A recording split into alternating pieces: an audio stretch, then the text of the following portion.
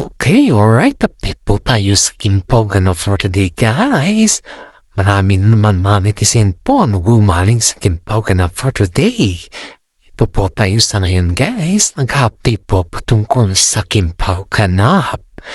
Ayon po dito sa ating legit na sources, guys, hey, on vacation po sila Kim Chu at si Paolo Avellino. Haba, pinaghahanda na talaga. Pinaghahanda na talaga yung kanilang bagong decision sa buhay. Guys, kasi, guys, may mga bati-balita po tayo sa yun, guys, na di Kim Chu po, kasi Paolo Avellino po ay binigyan po ng break muna ng kanilang mga management dahil may pinaghahandaan sa ngayon, guys. Ang pinaghahandaan po nila sa ngayon, guys, ay yung sana makapag-decision si Kim Chu sa lahat ng bagay. Pero syempre, guys, yawan lang natin, guys, kung makapag-decision talaga siya, guys. Pero as far as I know, nandyan naman si Mami ni Pao na sumusubaybay at sumusuporta sa kanila. Kaya, hands over na sila sa lahat ng bagay. Aba! May mga updates na naman tayo dito, guys, patungkol sa kanila. Guys, kahit naman hindi nila aminin na there's something wrong na, diba? Kasi nga, yung bang moment of truth nila na yung gusto na nila inantad yung lahat sa kanila ba, guys? Alam niyo ba, guys, na spotted po silang yung alam mo na, yung nagbeso-beso ba, hindi naman siguro nila akalain na may kaibigan sila dun sa gilid. Aba, very curious yung rin ng kaibigan, guys, sa kanilang kaganapan. Sabi nga ng mga iba na very obvious na daw yung nangyayari sa kanila, which is, it seems like totoo mo naman na very obvious sa ngayon, guys, dahil nakikita ko naman sa kanila na napaka-kwan na nila, guys, kumbaga is yung bang very kumbaga sa ating, guys, is yung grabe na yung sweet moment na nila, guys. Aba, sabi nga ng karamihan dito, guys, na hindi na sweet moments yung kaganapan ng dalawa, kundi abot hanggang kamay na daw yung kanilang kaganapan. Aba, yan na yung gusto natin marinig, guys, yung kaganapan nilang dalawa na abot kamay na. Aba, marami naman ditong kinilig sa bilang dalawa, guys, hindi lang naman tayo, kundi pati na po yung mga kaibigan natin dyan. Swerte nga ni Kim Chu dahil tingnan mo, halos hindi na siya hindi na siya makagalaw sa lahat ng bagay dahil ang iniisip ng karamihan ay yung kanilang movement. OMG! Nasaan talaga ng mga fans ng Kim Chu, guys, ng Kim Pao na sila na ang makatuluyan. Excited na yung mga senior dyan. Think positive lang tayo, guys, huwag puro negative kasi ang negative po ay walang naidudunot yan sa ating kundi bigyan lang tayo ng high blood. Kaya ito tayo, guys, sa mga positive moment ni Kim Chu. Ito, guys, or ito tayo, maayuda ng Kim Pao, magbibigay po sila ng maayuda for pagdating nila, guys, pero hopefully we can grab it now kasi pagdating nila, alam naman din natin na sobrang busy ang Kim Pao, may mga kasabihan na tayo, guys, na there are always a time for everything. Kaya marami mga netizen po ang nagtataka kung bakit si Kim Chu at saka si Paolo Avellino, guys, ay nandyan palagi sa tabi nila.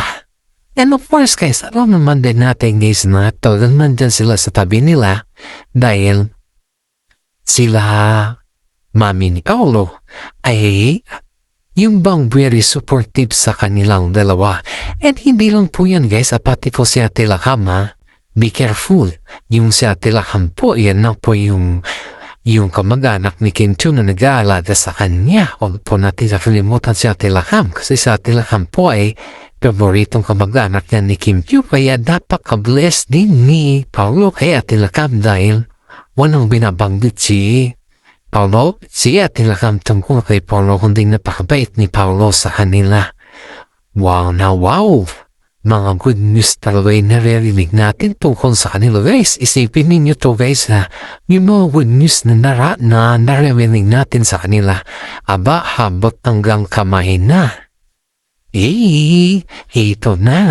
Ito na yung ating hinihintay guys. Dahil alam nyo, pag ganyan mga bagay-bagay na alam naman natin na ikakagaan ni Kim Chiu or ikakabuti naman ni Paulo Avelino. Siyempre, supportado tayo dyan guys. Hindi lang basta-basta kundi karamihan o ay supportado tayo sa kanila. Kaya marami mga netizen nang nagsasabi na napakaswerte ni Kim Chiu kay Paulo Avelino dahil wala din sila sabi yung mga magulang, mga mag-anak ni Paulo kay Kim Chiu kundi botong-boto po sila guys.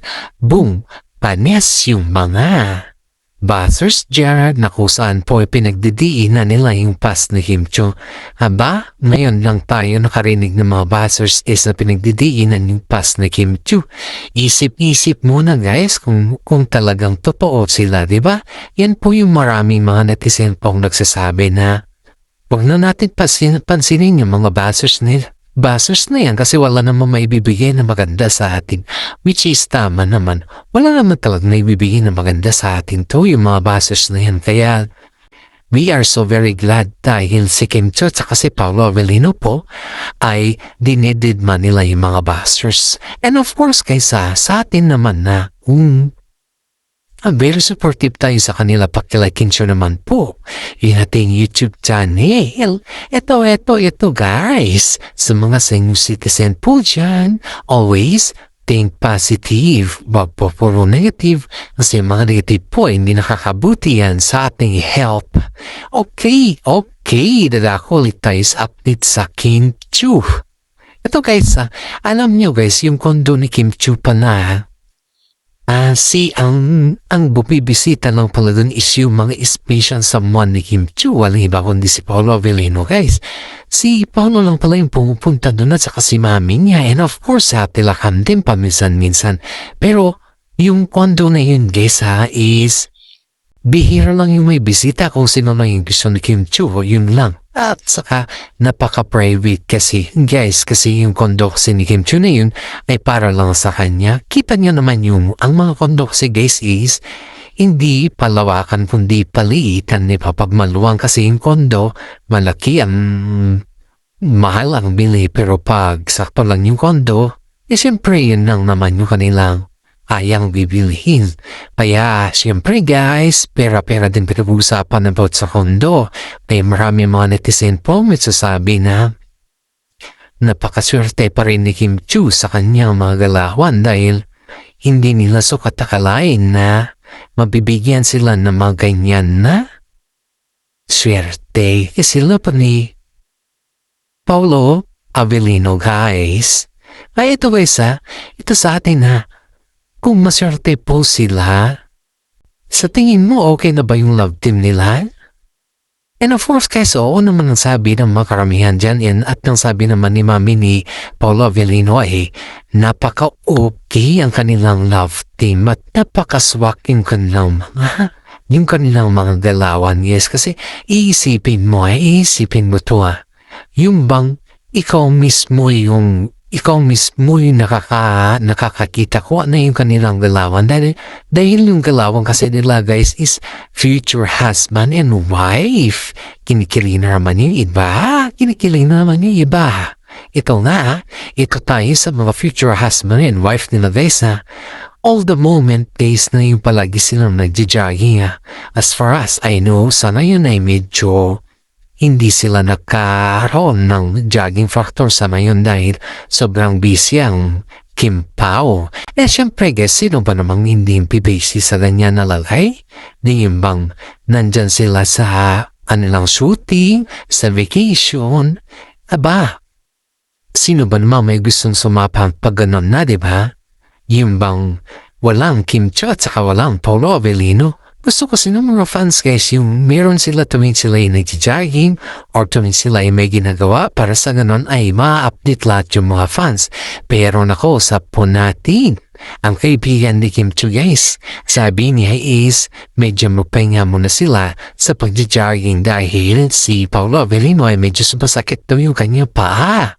At kung sumasakit yung kanyang paa guys, sobrang protective naman si Kim Chu. Dahil si Kim Chu po ay alagang-alaga kay Paolo Avellino. Kaya yun, binigyan siya ng gamot o inalagaan talaga nung sumakit yung paa ni Paolo Avellino. Kaya sabi ng mami ni Paolo na wala nang masabi si Paolo kay Kim Chu dahil alam niya naman na paano si Kim Chu gumalaw kay Paolo. At this is for today guys. Paki-like, subscribe ang ating YouTube channel naman. Kaya ingat po tayo palagi at God bless po sa ating lahat.